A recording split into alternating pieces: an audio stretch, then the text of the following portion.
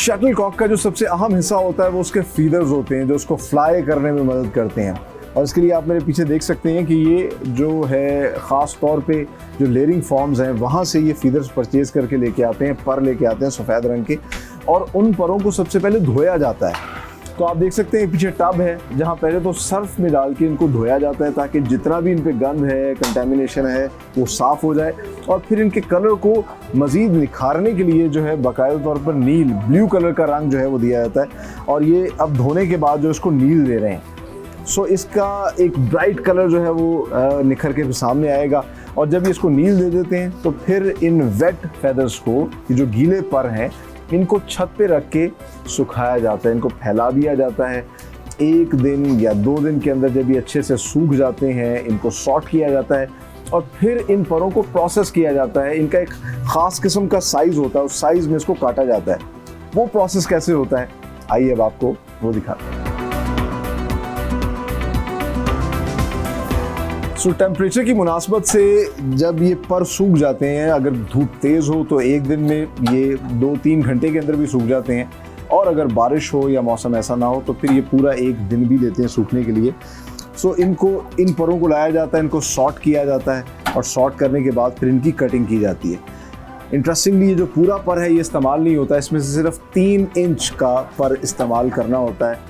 और ये कारीगर क्योंकि इसमें महारत रखते हैं, इन्हें पता है कि कौन सा हिस्सा जो है इसको काटना है, तो एक आप कह सकते हैं एक मैनुअल मशीन उन्होंने बनाई है जिसमें एक फरमा लगा होता है, और उसमें पर रख के जो है सिर्फ 3 इंच का पर इस तरह का निकाला जाता है, और फिर उस पर की भी स्पेसिफिक कटिंग की जाती है। और कटिंग करने के बाद जो है इंटरनेशनल स्टैंडर्ड्स के मुताबिक फिर ये एक शटल कॉक तैयार होती है। इसको फिर बाद में कॉर्क के अंदर फिट किया जाता है। ये सारा प्रोसेस कैसे होता है और आपको दिखाते हैं कि पर जो कटने के बाद शक्ल बनती है वो ये है, और फिर इसके बाद इसकी फर्दर जो है इसकी शेप बनाई जाती है बाकायदा according to the international standards. और फिर तभी तो हैंडमेड बेहतरीन किस्म के शटल कॉक्स तैयार होते हैं जो ना सिर्फ पाकिस्तान भर में सप्लाई किए जाते हैं बल्कि बाहर एक्सपोर्ट भी होते हैं with the proud tag of made in Pakistan.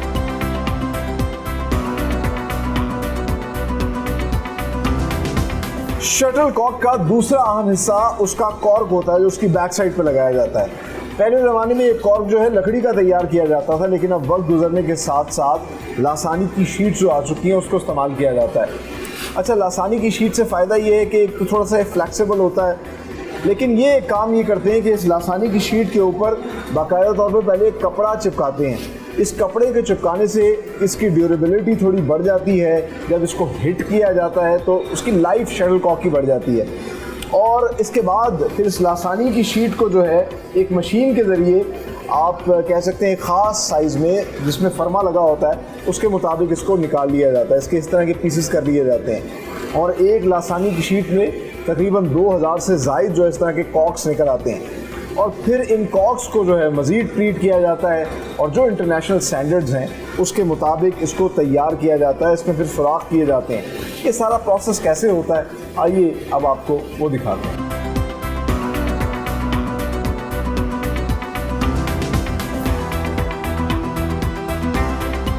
So cork तैयार करने के बाद अब दूसरा जो अहम मरहला है उसके अंदर फिदर को इंसर्ट करना है, और इसके लिए इस कॉर्क के अंदर एक ख़ास साइज़ तक सुराख किए जाते हैं।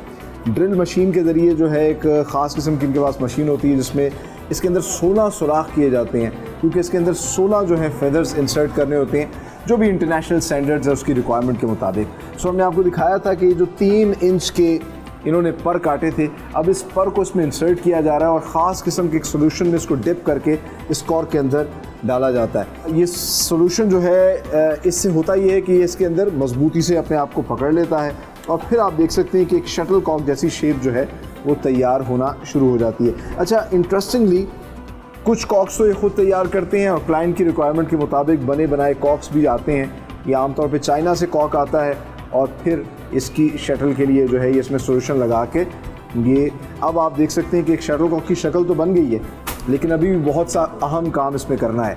अब इसकी सिलाई करनी है, और इस सिलाई के लिए जो है इन तमाम तर शटल कॉक्स को घरों में भिजवाया जाता है, क्योंकि ढुडियावाली का जो गांव है ये तकरीबन हर घर के अंदर शटल कॉक्स तैयार किए जा रही हैं, और ख़वातीन इस काम में ख़ास किस्म की एक्सपर्टीज़ रखती हैं वो फिर इस पर सिलाई करती हैं और पूरा दिन सिलाई करने के बाद ये स्टॉक जो है फिर भेजा जाता है। अगले दिन फिर इसके अंदर सॉल्यूशन अप्लाई किया जाता है ताकि शटलकॉक जो है वो मजबूत हो और तभी उससे आप मल्टीपल गेम्स खेल सकते हैं।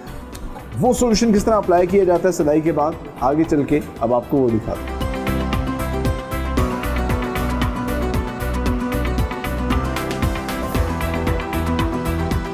घरों से शटलकॉक तैयार होने के बाद दोबारा कारखाने लाया जाता है और घरों में ख़वातीन जो है इसमें 3 सिलाइयाँ अप्लाई करती हैं। एक बिल्कुल फेदर के नीचे, एक उसके दरमियान में उसके सपोर्ट के लिए और एक बेस के ऊपर जो है ना, ये 3 जगहों पर ये बड़ा बारीकी का काम है जो यहाँ की ख़वातीन एक्सपर्ट हैं करने में।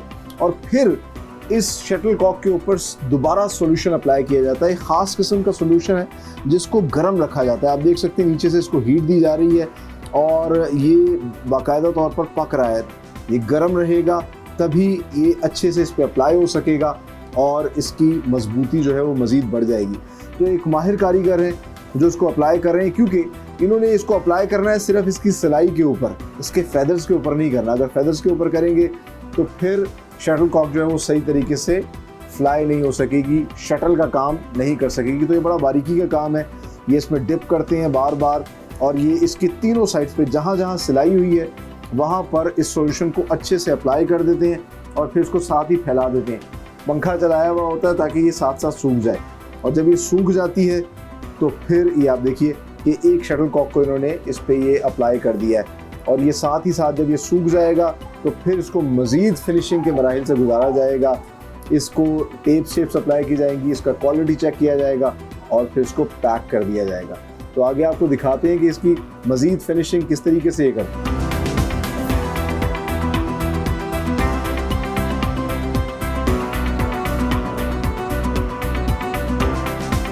शटलकॉक पे जब अच्छे से ग्लू अप्लाई कर दिया जाता है तो फिर मरहला शुरू होता है फिनिशिंग का। और फिनिशिंग में सबसे पहले जो कॉर्क है उसको एक मशीन के ज़रिए राउंड शेप किया जाता है। जैसे आपको पहले बताया था कि कुछ कॉर्क्स जो हैं बने बनाए आते हैं, क्लाइंट की रिक्वायरमेंट के मुताबिक होता है।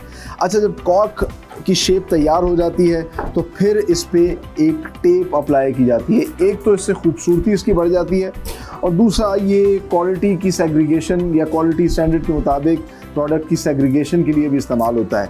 क्योंकि जब आप बल्क में प्रोडक्शन करते हैं तो फेदर की क्वालिटी के हिसाब से जो है कुछ A+ प्रोडक्ट्स तैयार होती हैं और वहीं पर कुछ प्रोडक्ट्स जो है वो B क्वालिटी की भी होती हैं। तो इस टेप के ज़रिए भी ये अपनी प्रोडक्ट को सेग्रीगेट करते हैं और जब ये इस पर टेप अप्लाई कर देते हैं तो फिर फाइनल क्वालिटी चेक भी किया जाता है यहाँ पर और बाकायदा तौर पर फीडर्स को सीधा किया जाता है। जब प्रोडक्ट प्रॉपर तैयार हो जाती है, इस चीज़ की एश्योरिटी हो जाती है कि ये प्रोडक्ट जो है बिल्कुल हमारे क्लाइंट की रिक्वायरमेंट के मुताबिक तैयार हो गई है, तो फिर इन्हें इस तरह के बॉक्सेस के अंदर पैक कर दिया जाता है। एक दर्जन की पैकिंग के अंदर इसको फिर आगे सप्लाई किया जाता है, ना सिर्फ पूरे पाकिस्तान में बल्कि यही हैंडमेड शटलकॉक्स यहाँ से ढुडियावाली से तैयार होकर पूरी दुनिया में भी एक्सपोर्ट होती हैं with the proud tag of made in Pakistan. आगे चल के आपको दिखाते हैं डिस्प्ले सेंटर जहाँ पर कितनी खूबसूरती से इन शटलकॉक्स को रखा जाता है और फिर इनको आगे सेल किया जाता है।